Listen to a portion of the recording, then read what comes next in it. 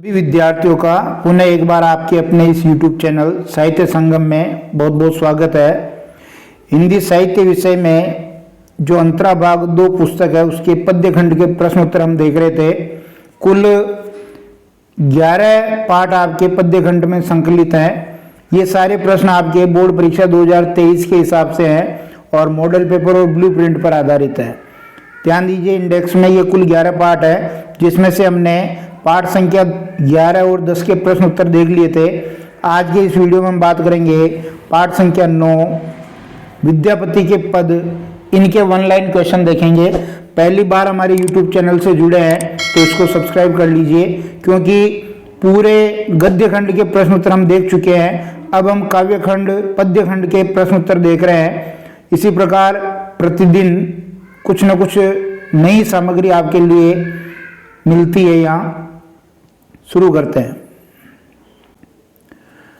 पाठ संख्या 9 है विद्यापति के पद। पहला प्रश्न देखिए कि विरहिणी नायिका कौन से महीने में विरह के असहनीय दुख को सहन नहीं कर पा रही है, तो वो महीना है श्रावण का महीना। अगला प्रश्न देखिए कि विद्यापति ने विरहिणी नायिका के प्रियतम के लौटने की संभावना किस महीने में प्रकट की है, वो कार्तिक के महीने में आने की संभावना प्रकट की है। कृष्ण ने कौन सा अपयश लिया है, तो नायिका के मन का हरण कर तथा गोकुल छोड़कर मथुरा में बसने का अपयश लिया है। सखी नायिका से कौन सा अनुभव पूछ रही है, नायक के प्रति नायिका के प्रेम के अनुभव वो पूछ रही है।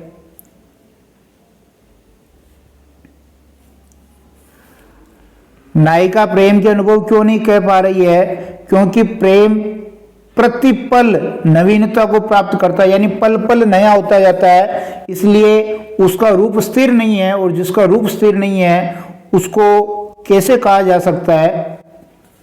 जन्म अवधि हम रूप निहारल नयन न तिरुपति बेल से क्या आशय है। जीवन भर नायक के रूप सौंदर्य को देखने पर भी नायिका के नेत्रों को संतुष्टि नहीं मिली, यानी जो उसके नेत्र हैं वो आगे भी नायक की छवि को निहारना चाहते हैं। विद्यापति की प्रसिद्ध रचना कौन सी है, विद्यापति की प्रसिद्ध रचना पदावली है। पदावली की भाषा कौन सी है, पदावली की जो भाषा है वो मैथिली है, इसलिए विद्यापति को मैथिल कोकिल भी कहते हैं। आदि काल और भक्ति काल के संधि कवि कौन कहे जाते हैं, विद्यापति को आदि काल और भक्ति काल का संधि कवि कहा जा सकता है। विरहिणी नायिका ने अपनी दोनों आंखें क्यों बंद कर ली है, क्योंकि फूलों से खिले हुए बगीचे उसके विरह के दुख को बढ़ा रहे हैं। अर्थात संयोग अवस्था में जो प्रकृति आनंद देती है, वियोग अवस्था में वही प्रकृति नायिका के दुख को बढ़ा देती है।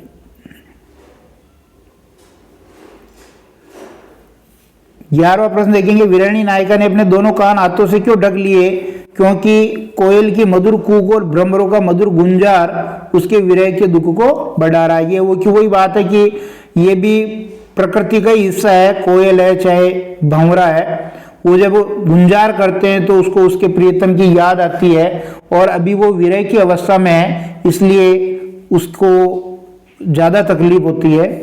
विरहिणी नायिका अपने प्रियतम के वियोग में क्षण क्षण किसके समान दुबली होती जा रही है, 14 के चंद्रमा के समान वो दुबली होती जा रही है। पदावली का मुख्य विषय क्या है, तो पदावली का जो मुख्य विषय है राधा कृष्ण के प्रेम के माध्यम से लौकिक प्रेम की व्यंजना करना या लौकिक प्रेम का चित्रण करना, ये पदावली का मुख्य विषय है। ये वन लाइन क्वेश्चन थे। धन्यवाद।